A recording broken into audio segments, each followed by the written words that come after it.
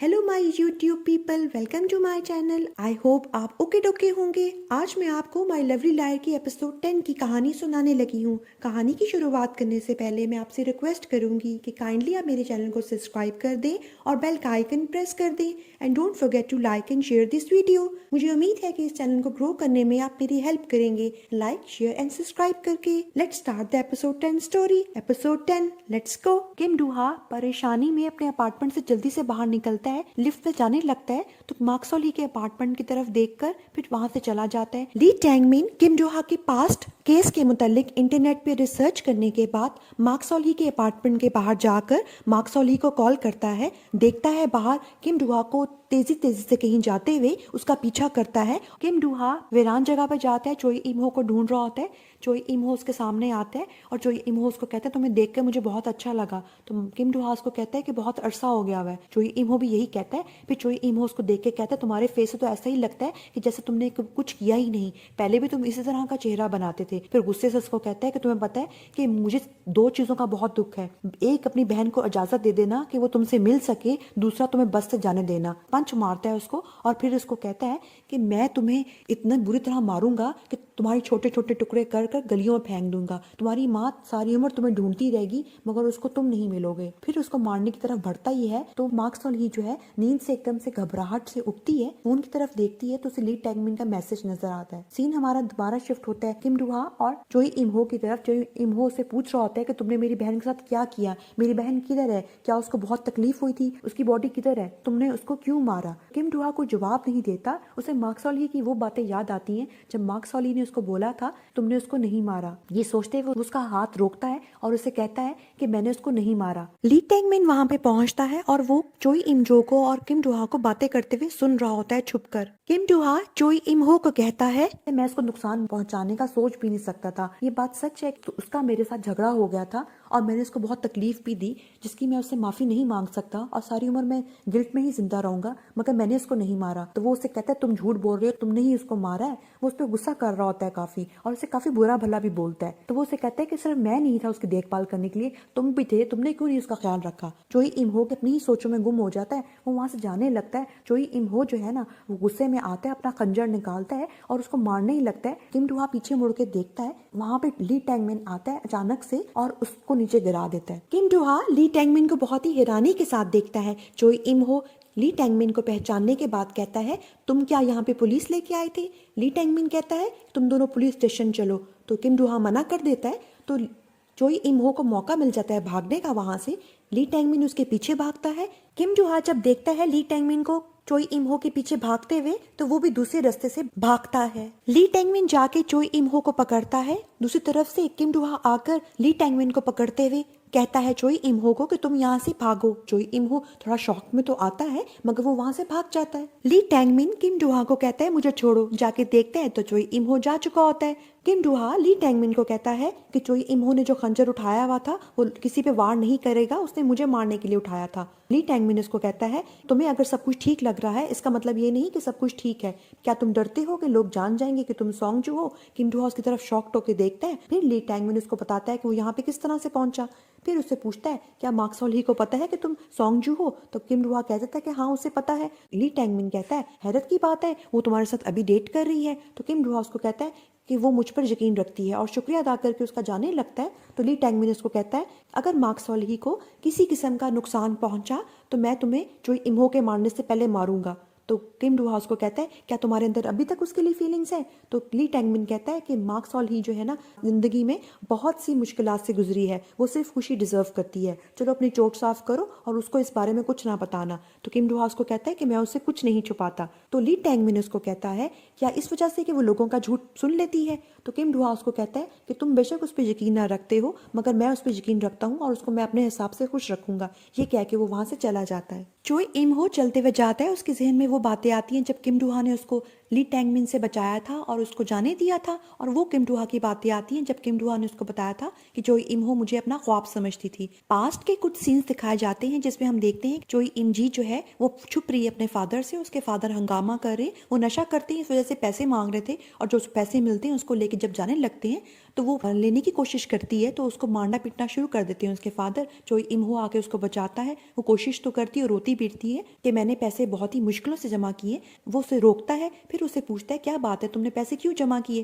तो जोई इमजी बताती है अपने भाई को, मेरा भी ख्वाब है, मैं भी चाहती हूँ कि मैं कॉलेज जाऊँ क्योंकि मैं सॉन्गजू के सामने अपने आप को छोटा फील करती हूँ। थोड़ा इमोशनल होकर उसका भाई उसको कहता है तुम्हें ख्वाब रखने की क्या जरूरत है, तुम्हारा ख्वाब तो सिर्फ सॉन्गजू होना चाहिए क्योंकि वही तुम्हें इस मिजरेबल प्लेस से निकालेगा। और ये सारी बातें सोचते हुए जोई इमहो जा रहा होता है और इमोशनल हुआ होता है। सॉन्गजू को कॉल आती है किम डूहा की। किम डूहा उससे हाल पूछता है तो वो भी उससे हाल पूछती है। फिर किम डूहा उससे पूछता है कि तुम्हें जोई इमहो कहाँ मिला था? तो वो उसे कहती है कि पता नहीं, पार्किंग लॉट में मुझे मिला था, मैं बहुत डरी हुई हूँ। तो वो उसे कहता है क्या तुम अभी अकेली हो? तुम्हारा मैनेजर की तरह है, तुम्हें तो बॉडीगार्ड के लिए कहना चाहिए था। तो वो उसे कहती है कि नहीं, मैंने किसी को कुछ नहीं बताया क्योंकि मैं तुम्हें मुश्किल में नहीं डालना चाहती थी।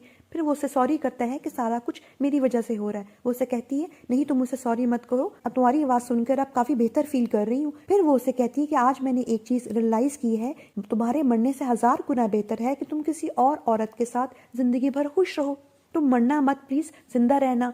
तो वो उसे कहता है कि तुम ना ऐसा करो, दरवाज़ा अच्छी तरह से बंद करके बैठना और सेफ रहो, और फ़ोन बंद कर देता है। उसके बाद सॉन्ग जो है वो रोती है और किम डूहा भी सोच में पड़ा हुआ होता है। किम डूहा बेल की आवाज़ पे इंटरकॉम चेक करता है। मार्कसॉली को देख के दरवाज़ा खुलता है तो उसने मास्क पहना होता है। मार्कसॉली उसको सैंडविचेस देती है तो वो शुक्रिया अदा करके दरवाज़ा बंद करने लगता है। तो वो उसे कहती है सैंडविचेस तो सिर्फ एक बहाना थी, मैं तो तुमसे मिलने के लिए आई थी, तुम्हारा चेहरा देखना चाहती थी, क्या तुम्हें ठंड लग गई है, तुमने मास्क पहना हुआ है? तो वो उसे कहते हैं नहीं, मुझे ठंड नहीं लगी। फिर अपना मास्क उतारता है तो उसके बाद हम देखते हैं कि वो उसको दवाई लगा रही है और उसे कहती है तुम तो बाल बाल बचे हो, तुम्हारी तो जान भी जा सकती थी। तो वो उसे कहती है क्या तुमने पुलिस को नहीं बताया? तो वो उसे कहते हैं कि पुलिस वहां खुद ही आ गई थी। फिर उसे पता चल जाता है कि वहां पर ली टैंगमिन आया था और उसने उसकी जान बचाई थी। और किम डूहा उसको ये भी बताता है कि उसको पता चल चुका हुआ है कि किम डूहा सॉन्गजू है। वो उसे कहती तभी मैं कहूँ उसने मुझे कॉल क्यों की थी? फिर वो उसे कहती है क्या उसने उस आदमी को पकड़ा? तो वो उसे कहता है कि नहीं, मैंने उसको मना कर दिया था। तो वो उसे कहती तुमने ऐसा क्यों किया? तो वो उसे कहता है क्योंकि मैंने उसको सोचने पर मजबूर कर दिया और मुझे डाउट ही है कि वो दोबारा मेरे पीछे आएगा। मार्क सॉल ही किम डूहा की सेफ्टी को लेकर वरीड होती है। बेकजी हॉन से बात करती है कि उसकी नजर में कोई बॉडीगार्ड है तो वो पूछता है कि आपने किसकी प्रोटेक्शन करवानी है? तो वो बताती है नेक्स्ट डोर पड़ोसी की। तो वो उसे कहता है किम डूहा? तो वो उसे कहती है हाँ। तो वो उसे कहता है क्यों ना मैं उसका बॉडीगार्ड बन जाऊं, मैं आपको अच्छा रेट दूंगा। तो वो उसे कहती तुम तो पहले ही मेरे साथ बिजी हो, तुम्हारे पास टाइम है। वहाँ पे ली टैंगमिन आता है। फिर हम देखते हैं कि ली टैंगमिन और मार्क सॉली बैठे हुए हैं।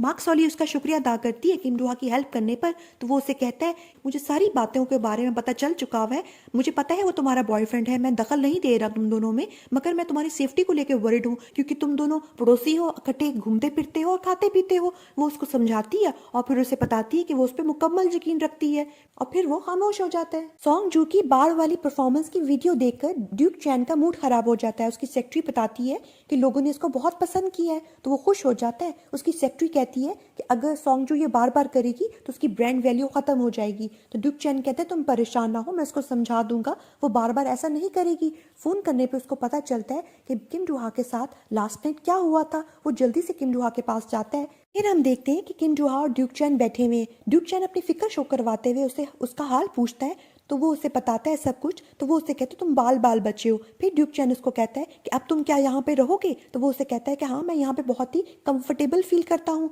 फिर किम डूहा उसको कहता है कि मैं जो हूँ ना अब तुम्हारे साथ और काम नहीं कर सकता। तो वो शॉक्ड होने के बाद उससे पूछता है कि तुम अचानक से ये सब कुछ मुझे क्यों कह रहे हो? वो उसे कहता है कि अगर लोगों को पता चल गया कि मैं सॉन्ग जू हूँ तो तुम्हारी कंपनी पे बहुत ही बुरा असर पड़ेगा। ड्यूक चैन कहता है कि तुम्हें कोई नुकसान नहीं पहुंचेगा इस तरह। किम डूहा कहता है कि मैं अकेले सब कुछ बर्दाश्त कर लूंगा। तो वो उसे कहता है मार्क सॉली पे इससे कोई असर नहीं पड़ेगा। तो वो उसे कहता है कि नहीं, मैं उसकी हिफाजत करूंगा। तो वो उसे कहता है तुम अपना चेहरा तो देखो, तुम मार खा खा के तुम्हारा मुंह सारा खराब हुआ है, तुम उसकी क्या प्रोटेक्शन करोगे? वो उसे कहता है कि मैं उसके बगैर नहीं रह सकता, I just want to be with her. Duke चैन खामोश हो जाता है। मार्क सॉली के शॉप में आने पर कैसेंड्रा मार्क सॉली को बताती है कि तुम्हारी मदर आई थी और तुम्हारे बॉयफ्रेंड के मुतालिक पूछ रही थी, मगर मैंने इनको कुछ नहीं बताया। तो मार्क सॉली कहती क्या तुमने झूठ बोला?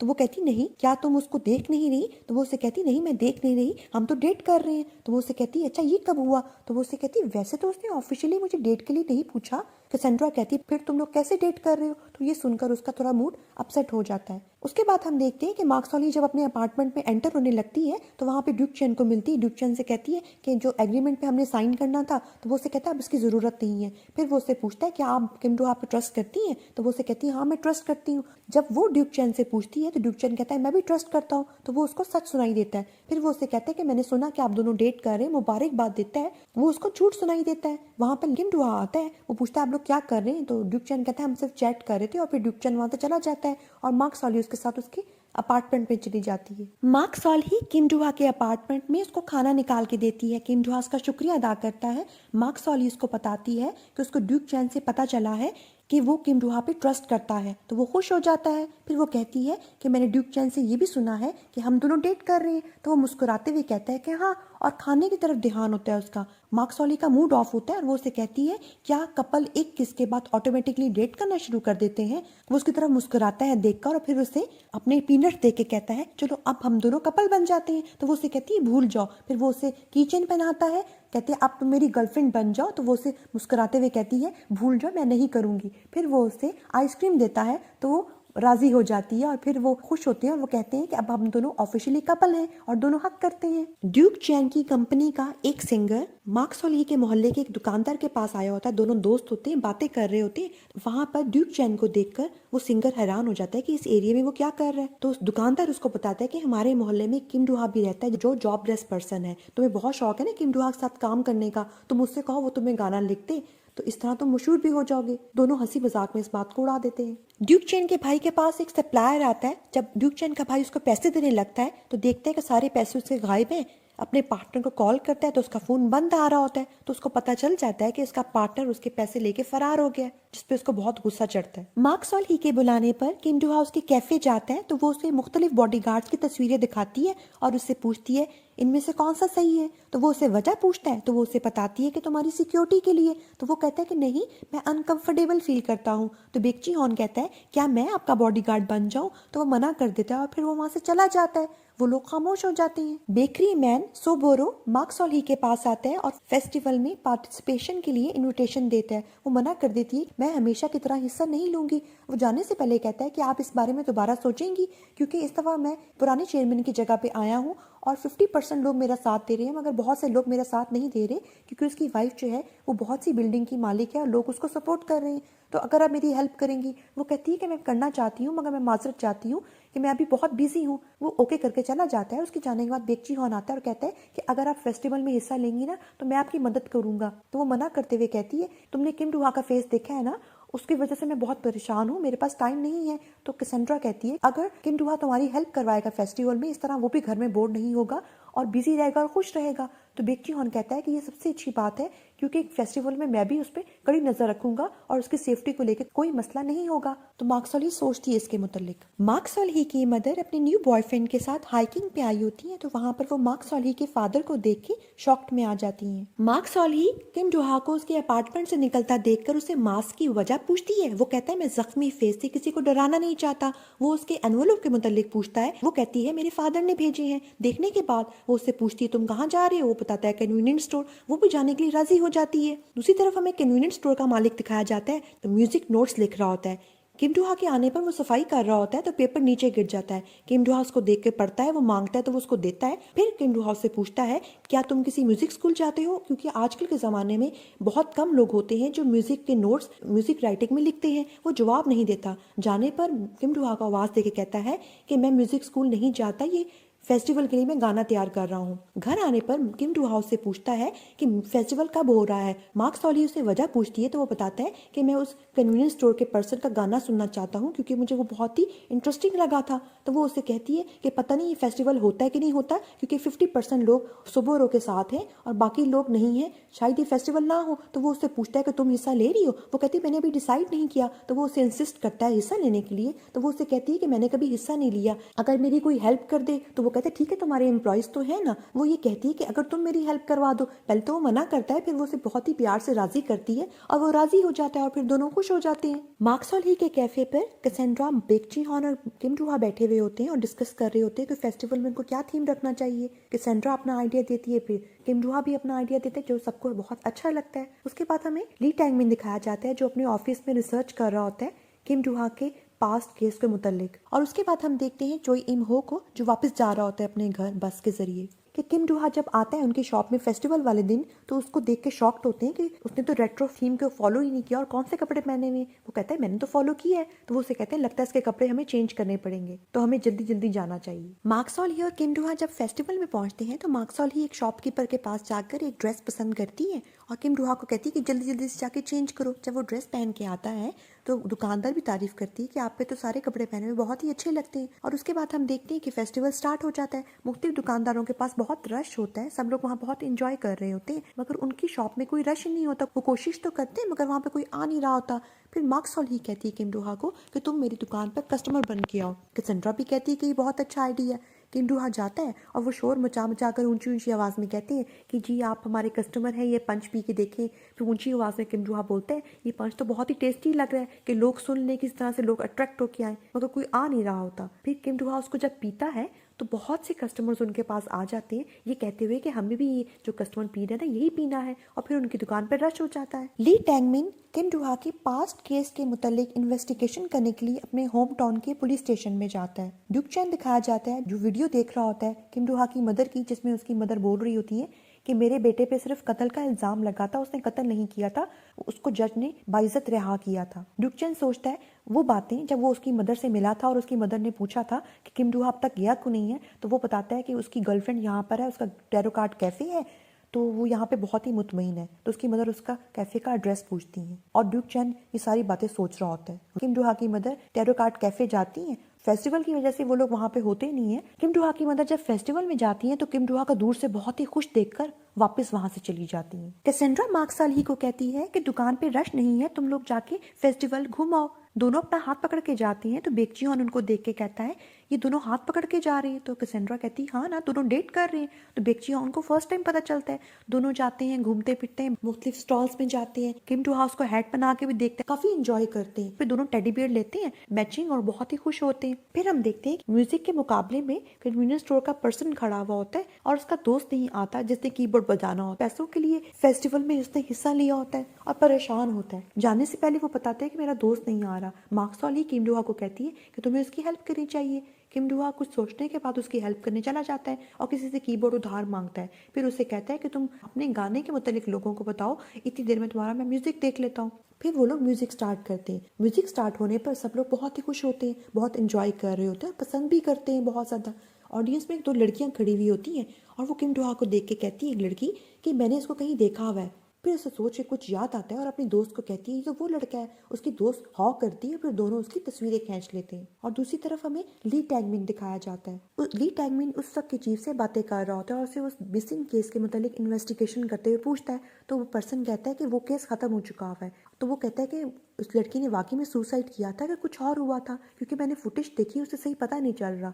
तो वो कहता है कि वो लड़की बहुत ज़्यादा मेंटली डिस्टर्ब थी, उसके घर के हालात ठीक नहीं थे। उस लड़की ने पहले भी कई दफ़ा कोशिश की अपने आप को मारने की, तो वो मुकम्मल सुसाइड केस है। दूसरी तरफ हमें एक फेस्टिवल का दिखाया जाता है जहाँ पे रात होने पे अनाउंसमेंट हो रही होती है कि कौन पर्सन फर्स्ट पोजीशन पे आया है, और नाम आता है उस कन्वीनियंस स्टोर पर्सन का जिसका नाम ली जंग होता है। और उसको फर्स्ट प्राइज मिलने पर वो बहुत ही खुश होता है और फिर वो दूर से शुक्रिया अदा करता है किम डू हा का। मार्क्सॉल ही तारीफ करती है तो किम डू हा कहता है कि हाँ उसने अच्छा गाया था। तो मार्क्सॉल ही कहती है नहीं मैं तुम्हारी तारीफ कर रही हूँ। उसके बाद वो कहते हैं चलो हम सफाई करते हैं, और किम डू हा कहता है नहीं उससे पहले मुझे कहीं जाना है। वो उसे लेके जाता है जिस लेडी से उसने कपड़े लिए थे उसके पास जाके कोई चीज लेता है और वो मार्क्सॉल ही को देता है। जब मार्क्सॉल ही पैकेट खोलती है तो उसमें देखती है वो एक सॉकर की बॉल जिसमें साइन हुए होते हैं किसी प्लेयर के। वो देख के बहुत ही खुश होती है। वहां पर एक लड़की आती है और वो सप्लायर होती है। वो कहती है मेरे पास और बहुत से साइन वाले बॉल्स हैं, आप ले सकती हैं। जब मार्क्सॉल ही उसकी आवाज सुनती है तो उसको पता चल जाता है कि वो झूठ बोल रही है, मगर वो किम डू हा को कुछ नहीं कहती।